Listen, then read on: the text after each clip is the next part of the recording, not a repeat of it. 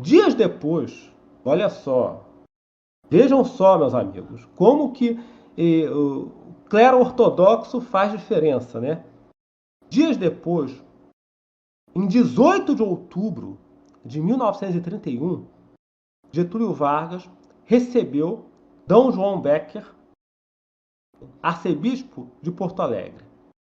Esse episódio está nos diários do Getúlio Vargas. Para quem não sabe, o Getúlio escrevia diários. São 2 volumes que cobrem o período que vai de 1930 até 1942, se eu não me engano. Estou com eles aqui. Isso. São 2 volumes. Um vai de 1930 a 36, o outro de 37 a 42.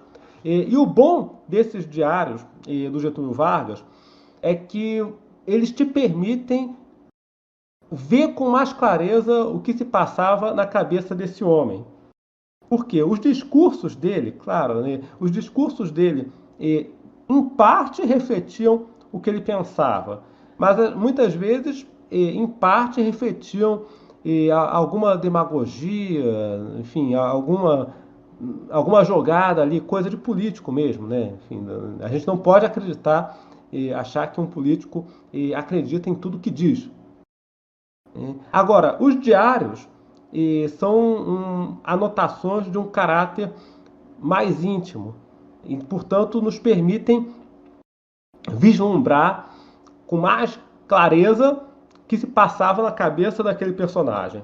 Então, os diários do Getúlio são uma fonte muito interessante.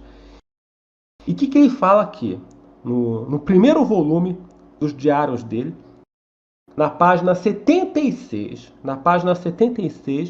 ele relata que recebeu Dom João Becker, arcebispo de Porto Alegre, que trazia uma petição assinada pelo cardeal Leme e por 41 bispos, expondo, abre aspas, porque são palavras do Getúlio, expondo os pontos de vista e reivindicações da Igreja Católica em face do momento atual e da reorganização constitucional do país.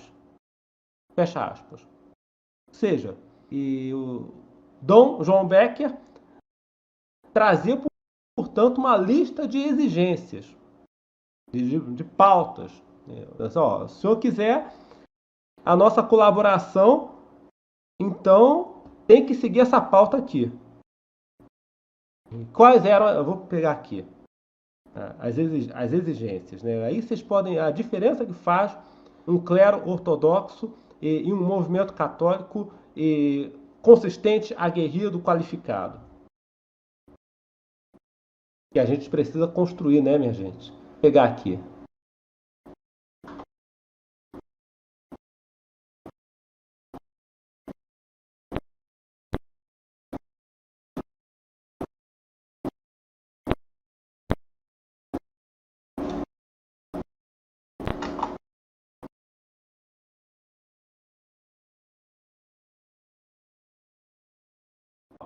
É uma lista de 10 exigências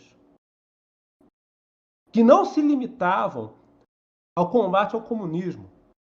Pelo contrário, o combate ao comunismo era apenas uma das exigências.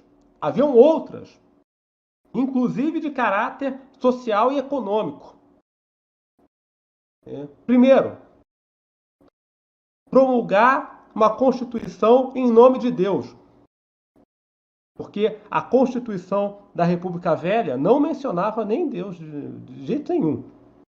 Então, a próxima Constituição que vai ser escrita aí, promulgada, tem que ser promulgada em nome de Deus.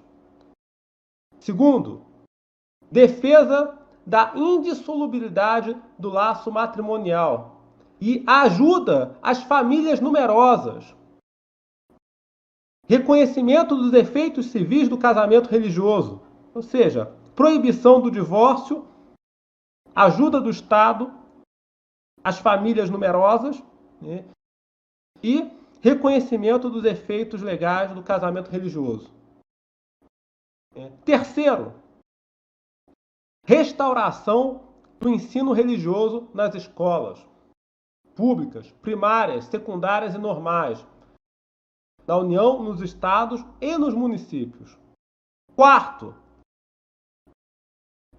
restauração do serviço de assistência religiosa das Forças Armadas, que também havia sido abolido lá no início da República. Vamos lembrar, eu acho que eu já falei, a República Velha aboliu o ensino religioso e aboliu também o serviço de assistência religiosa das Forças Armadas. Quinto, liberdade de sindicalização, inclusive dos sindicatos católicos. Que a República Velha, minha gente, a República Velha tinha até uma lei de 1907 que permitia sindicatos. Mas eram sindicatos neutros, sem confissão religiosa. Então, era difícil você registrar um sindicato se ele fosse católico.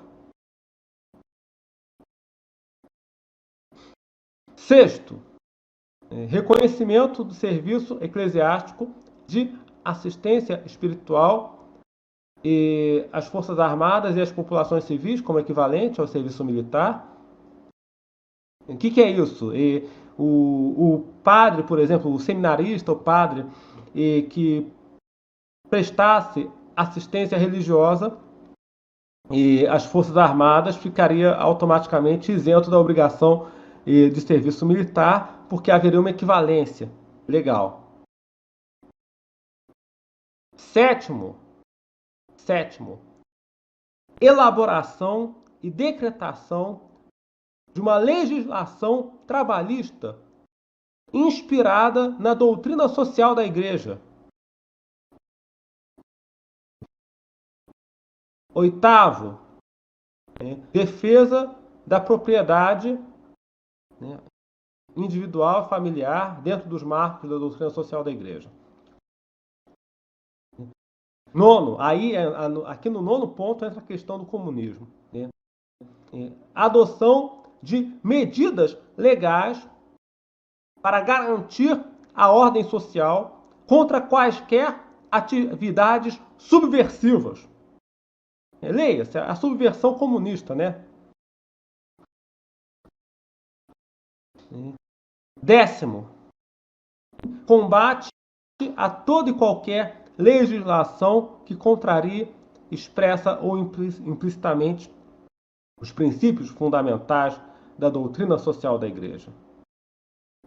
Então, estas eram as reivindicações constantes da petição que o arcebispo de Porto Alegre entregou a Getúlio Vargas nessa reunião, essa petição assinada pelo cardeal Leme e por 41 bispos, que ele entregou para o Getúlio no dia 11 de outubro de 1931.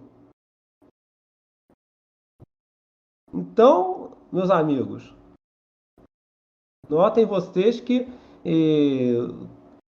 a gente tinha aí um movimento católico ativo, combativo, clero majoritariamente, totalmente ortodoxo, Então Getúlio sentiu o tranco.